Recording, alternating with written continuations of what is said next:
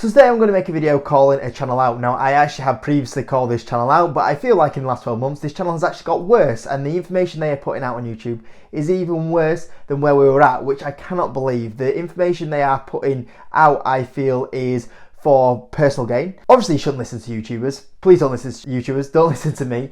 But there's a duty of at least make sure you are trying your best to put out good educational information. And I feel like this channel is totally going against that. They are desperately trying to put out information that is going to give them good financial gain. And I think in the bear market, and we saw this in the bull market, and I call this out in the bull market, there was people that were making videos on the hypier stocks for views to try and get the most money and benefit financially from that situation. And I called that out. We now have a bear market, and in the bear market there's been channels created that promoted fear. And that fear, because we saw the market going down, people jumped onto that. Guess what? There are ways to make money while the stock market pulls back significantly.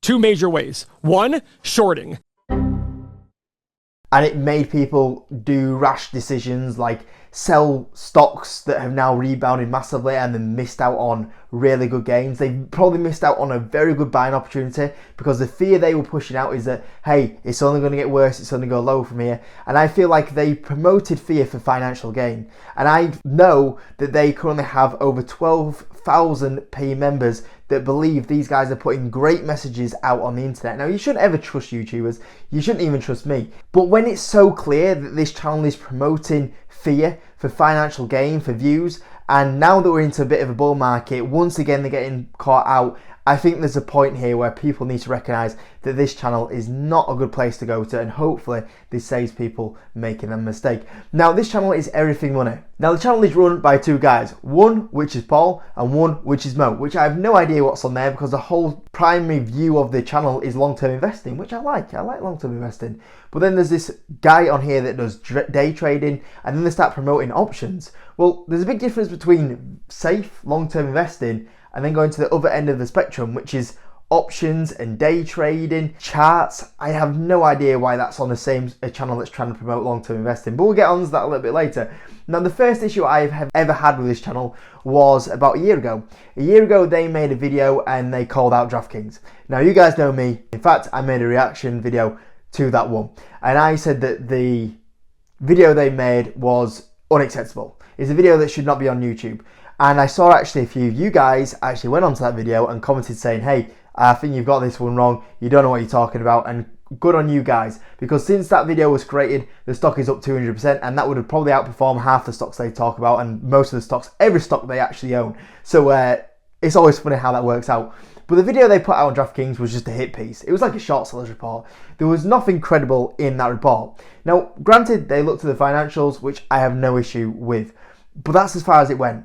Now, if I am researching a company and I tell you guys about a business, I'm not just going to look at the headline figures and go, yeah, buy that one, don't buy that one. If I'm ever talking about a stock, if I'm ever going to tell you my opinion, if it's a buy, if I personally think it's a buy, not that you should buy, if I personally think it's a buy or a sell, I will do a lot of research onto that. I will dig into the numbers and I'll tell you, okay, the revenue looks really good, the losses look a little bit bad at the moment, but actually when you consider this factor, these financials are going to be totally different in a few years. And that's what you do as an investor. You're trying to work out where the company will be in a few years with the revenue and profit growth. And because they just look at numbers and they do no more research because they're lazy like that, and all they want to do is get the clicks on the YouTube video, and they never want to actually do the time into researching the stock. They never did the research to actually look at the details of the company and go, oh, they're actually only losing this money because they're doing a lot of promotion for a big launch of states that's happened.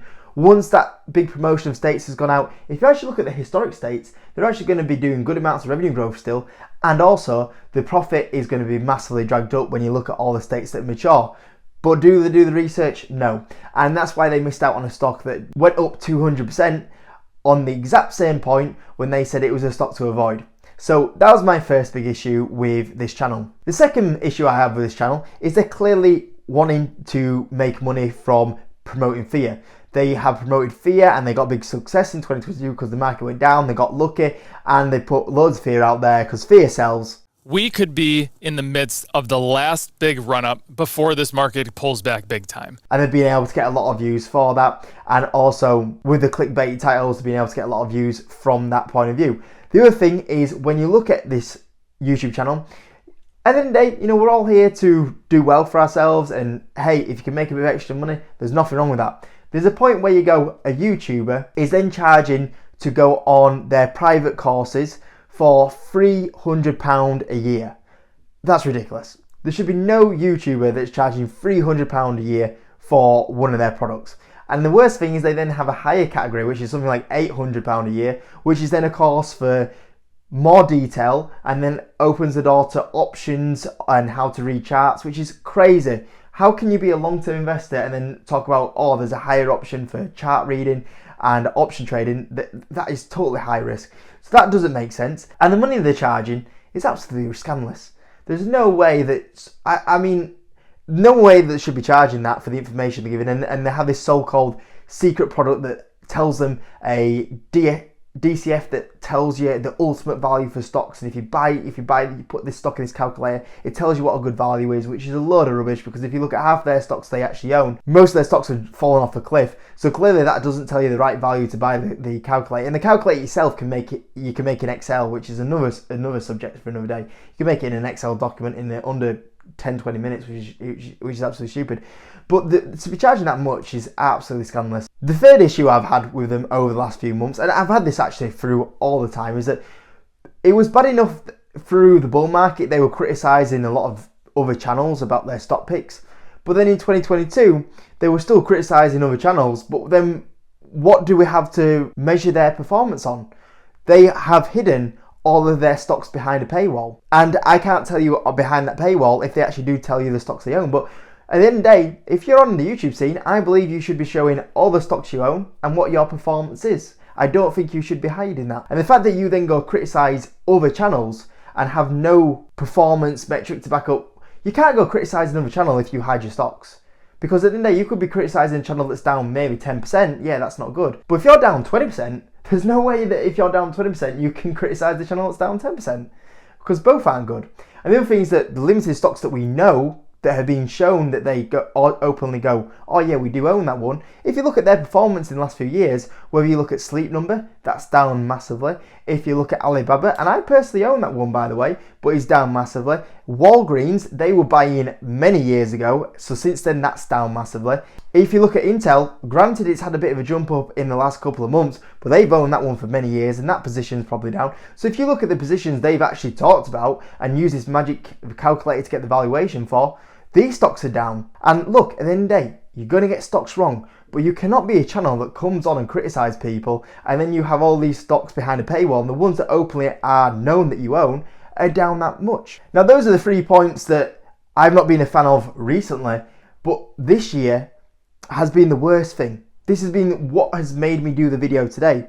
And the worst thing that I've seen in the last 12 months is pushing fear in a bear market. Now, there's nothing wrong with saying in a bull market, oh, be cautious, we might be a bit of stretched valuations.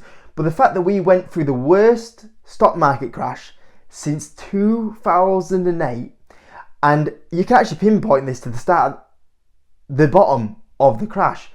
They were telling people that the stock market is still going to crash 50% from the point it hit the bottom. Now, if anyone listens, first of all, you can't do that because you don't know if the stock market's going to go down 50%. No one knows if the stock market's going to go down or up. Or if you're a true long-term investor, all you do is you position yourself for the long term. And the fact they're telling people that it's going to go lower, that might make someone panic sell their positions. And if anything, if you're now, which we did start to see in the bottom of the market when they made the video saying it was going to go down 50% lower. And even to this day, they're still saying the stock market is going to go lower. So they've totally messed up on many gains for many years that they could have bought stocks at great valuations. But that could make someone panic.